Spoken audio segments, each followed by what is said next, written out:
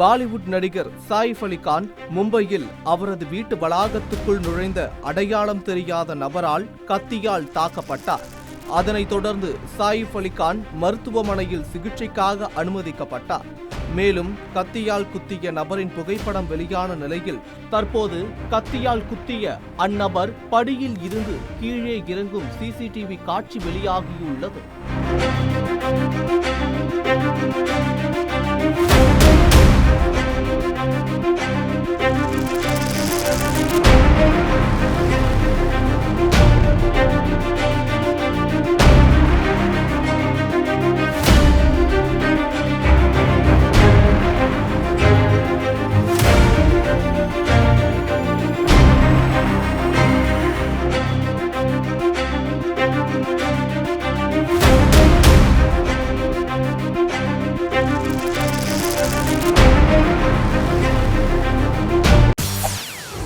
செய்திகளை உடனுக்குடன் தெரிந்து கொள்ள உடனே சப்ஸ்கிரைப் பண்ணுங்க.